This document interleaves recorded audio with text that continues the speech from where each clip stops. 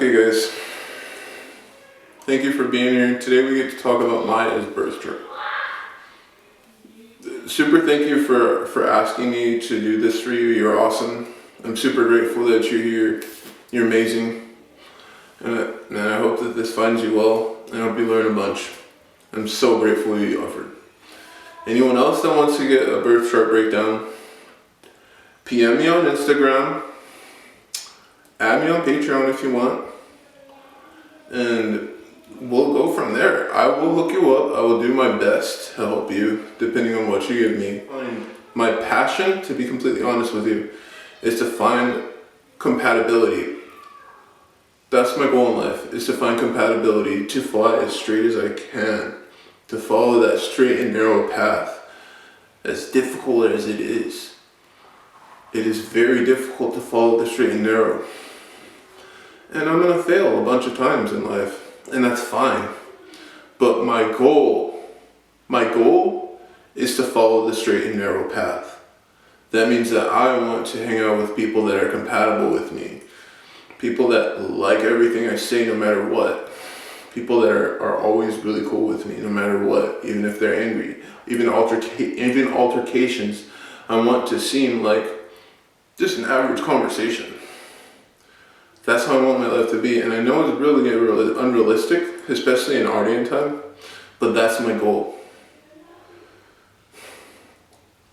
So, thank you guys once again for being here, and let's get on Maya's chart. She's one of my classmates, she's awesome, and anyone can get a birth chart reading from me, I don't care who you are. Just Instagram me, PM on Instagram, that's all I ask. That's it. Okay. You guys are amazing. I love you guys. And here we go. So Maya, your sun sign is in Taurus, which is a sign that can be stubborn, but it's also a sign that always goes for the throat. A sign that always takes the job and does it. Period. If Taurus is looking at a storm, they're not going to run away from it. They're going to run through it. They're going to run through that storm. And the storm it's not going to be a big thing. It's nothing. That's the perspective. That's an awesome perspective. Hands down, mad respect.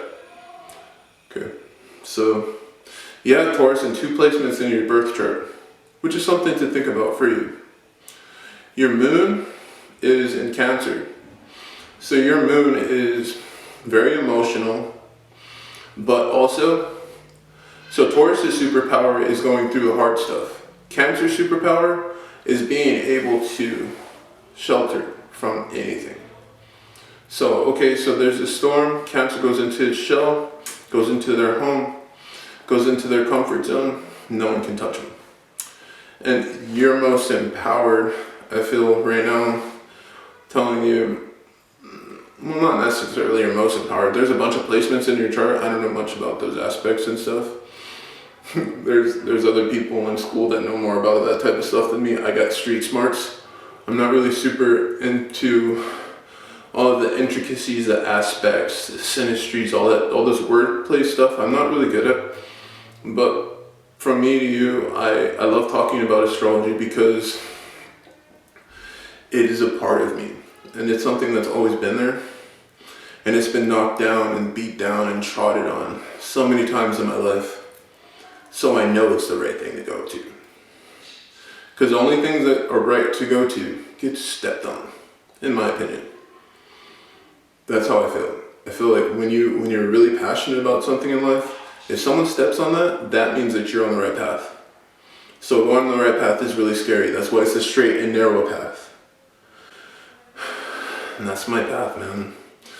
And I implore everyone I meet to definitely take that path. But I mean, it's really not important. It's beautiful either way. But life is so amazing. And everyone has their own path. Some people's narrow path can seem like they're not really following it, but they actually are. So you never really know. The only person who really knows who's going on the right path is self. Because we are all about experiencing himself. So that's cool. So your moon's in Cancer. Your Mercury is also in Taurus. So you got that superpower with communication. You don't really care when someone is like interrupting you and throwing you off. You don't care. You just interrupt them back because you're going through that storm. The storm doesn't bother you. Not affected. My wife showed me this really funny meme. It had all these other signs. Scorpio was one of them, and I think Gemini was one of them. And they're like, "You're not cool enough to hang out with us." And Taurus is like, "Dude, I don't want to hang out with you." Like, that was funny. Very beautiful perspective. Okay, so Venus is a planet of, it's the planet of getting to know oneself, of learning what makes self feel comfortable, what makes self happy, what makes self want to experience Earth, the world, Mother Gaia, Father Sky. What makes self want to do that? So when you ask those questions, for you, the energy that's going to exude out of you is going to be Aries. So when you think to yourself, what does my self want for life, for me? Aries. Myself wants to explode outwards to everyone. Myself wants to be so aggressive that everyone always knows who I am. Nobody is ever curious about me because I'm so aggressive. I'm so awesome. And you just exude that energy outside of you.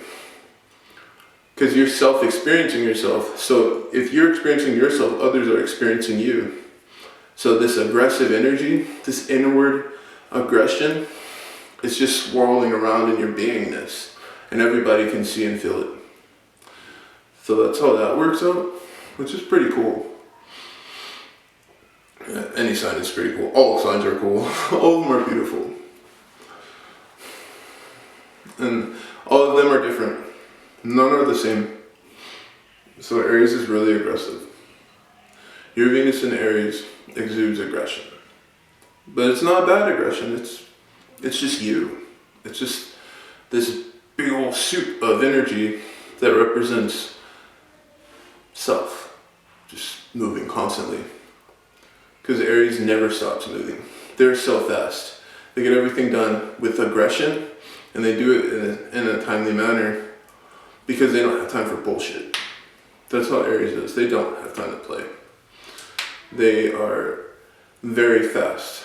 And if someone starts playing around with them, they're like, dude, you can't talk to me anymore. I'm already done. I'm working on something.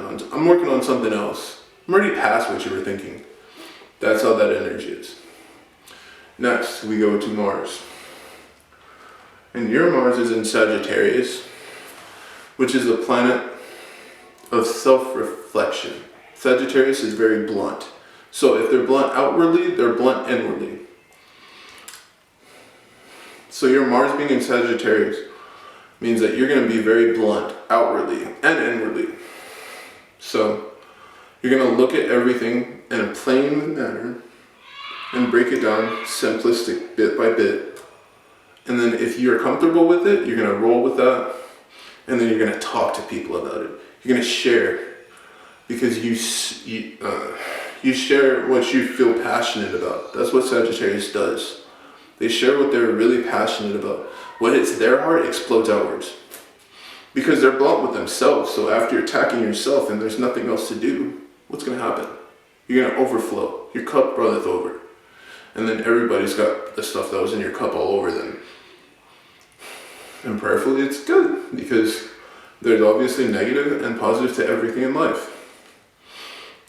You know, you can have negative emotion, like where you're beating yourself up emotionally, and then express that outwards. Or you can be like really like inward, like, man, I'm not doing good enough with my life. And then that can turn out to something positive, like, you know what, I'm just gonna go and I'm gonna go to Africa, or I'm gonna go somewhere like Mexico, I'm gonna go somewhere really far, I'm gonna go to Egypt, Malaysia, whatever. But I'm gonna go out somewhere. I'm gonna scare myself. And then when I come back, I'm a different person. So all that energy that I had, boom, it's all in your face. That's how that energy is. Sagittarius energy loves to express oneself after understanding self. And they're a little boring, to be honest, because they have a tendency to go inward very blunt and come outward very blunt. There's no real niceness. There's more, I have to tell you this, and this is very important. So people call them preachy, but it's not necessarily a bad kind of preaching if it's used in the right way. And if it's used in the wrong way, then we all learn. We love the right way though. In class, we learn so much positive stuff, and yeah, it expresses outward. You know, we express ourselves through each other in class, and then we build that energy and then express ourselves to others outside of class. And people can feel us and how different we are, how much we're changing and stuff. It's really cool and inspiring. Next we have Jupiter and Gemini. Jupiter is a planet of growth. Jupiter is a planet that has a lot to do with becoming the real I amness. It has to do with becoming self. It has to do with becoming incarnate of self. Jupiter is a planet that grows. It's a gas planet, and it's been through a lot. It's literally crashed into other planets before. Jupiter's a boss, and really seasoned. So there's a lot of energy that Jupiter goes through, and that has to receive to become its selfness. A lot of people say Jupiter is ruled by luck. If you're speaking to someone who's on a lower ladder rung than you, then they'll look up at you and they'll be like, dude, how did you do that? How did you get up there? And then you're like, dude, I worked really hard just like you. But they're like, no, how did you do it? You know? So that's it. That's Jupiter energy. In a nutshell. Yeah. Okay. Saturn. Oh yeah. So your Jupiter is ruled by Gemini. So your Jupiter, when you get that luck energy, when you get that ladder rung energy starting to emanate through you, Maya, you're going to be very talkative before anything really happens. For you, Maya, I would say that growth has a lot to do with communicating your truth. Gemini is a very good communicator, goes through a lot of different communication things, and comes out alive, comes out stronger than ever. Gemini's awkward, but they always come out, and they're stronger than ever afterwards. And that's the key point. And I remember you were saying that you watched one of my other videos on Gemini and Scorpio. So yeah, I get that I'm glad that you get what I'm saying. That's really cool, and thank you. Thank you for even looking at any of my content. That's really cool, and I feel honored. So Jupiter and Gemini is pretty awkward, but it's okay, because being awkward gets you places that most people don't go. So that's really cool. And your Saturn is in Gemini also. So Saturn in Gemini is really good worker when it comes to communicating, when it comes to advertising oneself, when it comes to advertising others, when it comes to anything that has to do with communication, when you're doing something. Like, for example, I'm going to say truck driving, or if you're delivering mail, whatever. If you're doing e-commerce, if you're doing any of these things, you're delivering information to people socially. I feel like that's kind of Gemini-esque, because Gemini is very good. It's Hermes, he delivered mail. And Hermes is the god of Mercury, which is also the god of Gemini. Hermes delivered mail. So he's a really good communicator. Had shoes on that had wings, Dude, he blasts places fast, really fast. That's why people rely on him to get their mail. So I like to translate it to communication. Gemini communicates really well. So your Jupiter in Gemini is communicating everything really well, and then all of a sudden, you're just doing way better in your life.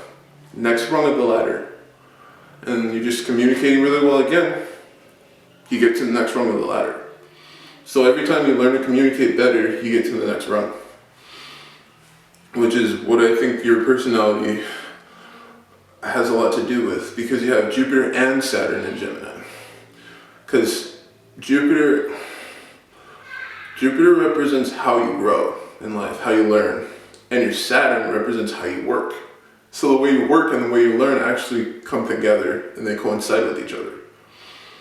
So you work and learn by talking, by delivering information to others. That's really cool. I just personally like those placements. They make me happy, okay? So your rising, Maya, your ascendant, your rising, your first house, whichever words you want to use, is in Libra. Libra is an energy that has to do with balancing things out. So your persona is, I could go for things being great, and I could go for things being terrible. And then one gets weighed out more than the other. And sometimes being terrible wins, sometimes being great wins. Whatever wins, that's where you're at. Judgment. Libra's the judge. Guilty, not guilty type of energy. So there's a lot of, okay, I'm okay with being realistic. Sometimes being realistic hurts. Maybe I shouldn't get that job I really want. Maybe it doesn't fit with me. So you'd be better to say, okay, I'm not going to do that job. Even though it's going to be way more money and I'm going to feel way better, I'm not going to do that job. I'm going to do that job where I don't really seem right for. I'm going to do that one because it freaking makes better sense for me and my perspective. And that's what means the most. So there's this balance. Like, do I follow my heart? Yes, obviously. So that's the one. But for most, it's like, okay, do I follow my heart or do I follow what's most logical? Heart or what's most logical? I'm not really sure how would you choose, honestly. That's just an example. Yeah, that's just an example. I have no idea what would be the right decision because, it's just an ideal. It's just an ideal of a perspective of Libra. Libra chooses bad over good or good over bad. It's not really, they're the judge. I can't say that enough. Libra is the judge. And sometimes the bad wins. The good doesn't always win in life. It just happens that way. Sometimes the good doesn't win. And you're really good, Maya, at being able to tell which is going to win. Which is really cool. So kudos. And also, last but not least, I want to talk about your 10th house. Because it has to do with work ethic. And that's really cool. Once again. Your Saturn's in Gemini. Your 10th house is in Cancer. So 10th house is in Cancer. Saturn in Gemini. So you're good at communicating and helping others. Not sure if that's helping you at all, but that's how it works because you have your 10th house in Cancer, which is very good at understanding others and understanding self and becoming better as a person. By the way, just random note, Opal is ruled by Cancer. I don't know why I mentioned that. Not really important. And the rose quartz for Taurus, whatever. Anyways, so 10th house, Cancer. 10th house is in Cancer, and your Saturn is in Gemini. Okay. Cancer, Gemini. Cancer is ruled by water, Gemini is ruled by air. Okay. But there's still a really cool significance here because Gemini is very good at communicating and Cancer is very good at nurturing. And I'm pretty sure that you have a really good way of balancing things out in your mind because your moon is ruled by Cancer. So just take that energy, do what you will with it. Thank you for blessing me with this opportunity. I hope you're having have a great day, afternoon, or night. And thank you. Blessings.